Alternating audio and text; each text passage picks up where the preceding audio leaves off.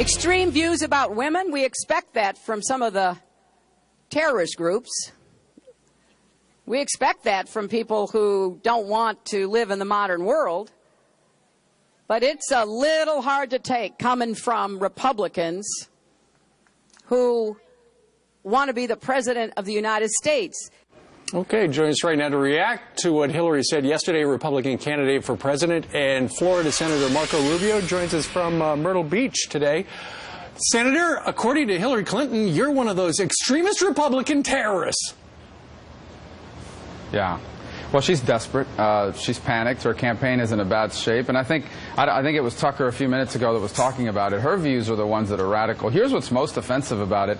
They won't call terrorists terrorists. Going all the way back to Benghazi and even before that, but they call their political opponents terrorists. So you're going to see a lot more of this in the weeks to come. They're in a lot of trouble. It's been well documented, maybe even criminal charges around the corner. And she's been exposed as being incompetent and of course, deceitful on the handling of the emails and so forth. Senator, a recent poll from Quinnipiac asked people to do a little word association for some of the candidates. So I'm going to try it with you right now. Hillary Clinton, what word do you associate with her? What's the first word that comes to mind? Desperate.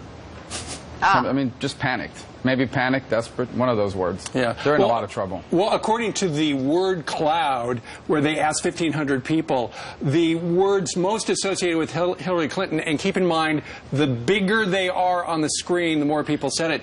She is, according to the people who responded, a liar, followed by dishonest, followed by untrustworthy, followed by experienced, finally something good, strong, something good, Bill, you know, that is what it is, and woman as well. Yeah. But the headline is liar, dishonest, untrustworthy.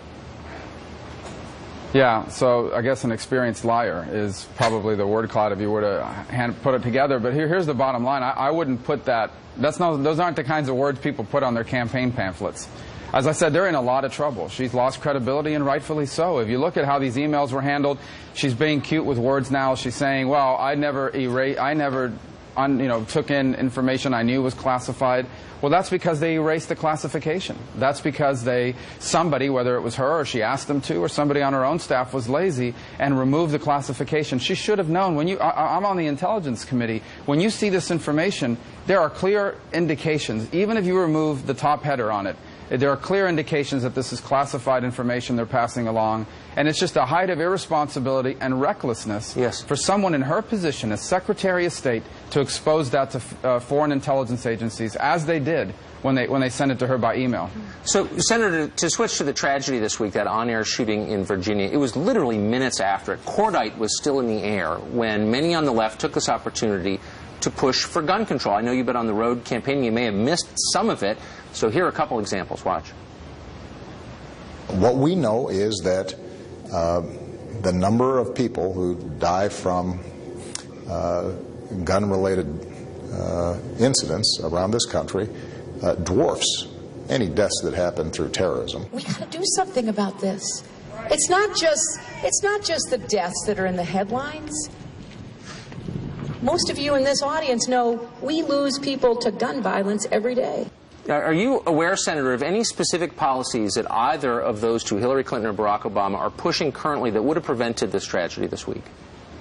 That's the point. That's exactly right. He bought, apparently, according to the news, or the reports I've seen, he went into a gun store, he passed the background check, and he didn't buy an assault rifle. He bought a handgun. And none of unless they want to erase the Second Amendment, and if that's what they want to do, I'm against it. But if that's what they want to do, be honest about it and say this is what you want to do. But otherwise, none of the laws they're pushing would have done anything about it. And here's what's more offensive.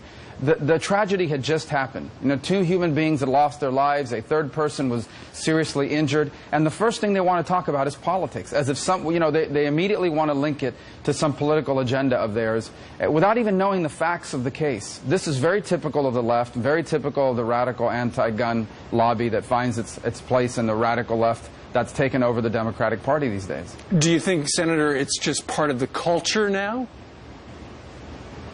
Yeah, so we need to start asking ourselves, why are these things why are human beings become so violent that they take these acts? We don't know a lot about this gentleman. Clearly he was a troubled person. Probably would have passed, a background check in terms of psychology because he'd never been committed or anything. But at the end of the day, if someone is suffering from something like this, or whatever it is he was going through, or whatever his motivations may have been, I've just read some reports about he had a long history of grievances dating back to his time working in Florida.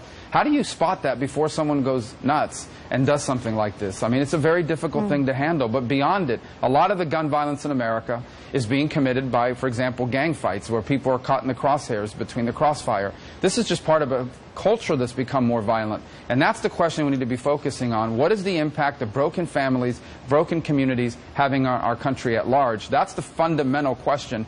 And by the way, there's not a law you can pass that fixes that. That's up to us as parents, as fathers and mothers and members of a community to do more about it. Yeah, you're taking on a tough topic there. You're also taking on China when it comes to foreign policy. Why? Well, first of all, I think the relationship between China and the United States is perhaps the most important one of the 21st century. And while we should continue to look for opportunities to engage with them, we cannot continue with this delusion that engaging them alone is going to change behavior. They have shown a propensity, quite frankly, to take our engagement and do whatever they want anyways.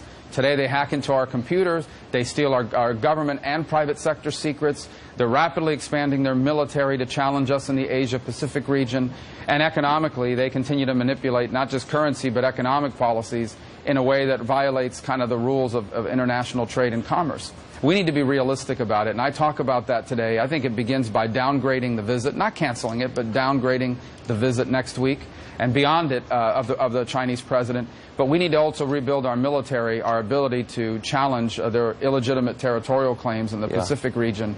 And by the way, I think this is why it's so important that we continue to engage with our allies in the region economically and militarily. Okay, so he's got a major policy speech later today down there in Myrtle Beach, South Carolina. We sure will. Senator, before you go, you guys, first word. You guys have Blue Oyster Cult today. That's right. We've got Blue Oyster Cult. First word that comes into your head when you hear you need more cowbell. Okay, cowbell would be the word. There's the word. Remember done. Remember that from Saturday Night Live? Yep. We know that. Look up the clip. All right, good. we got it. Thanks, Senator. We'll have some fun for you here, Senator. Thank you. All right. Still to come, that is not a spare tire. Two guys found inside the trunk of a car. Can you guess what they were doing there? And our own Dr. Siegel just returned from Italy, and while he was there, he discovered the secret to warding off memory loss. He's going to reveal it for you next. That way he can write off his vacation.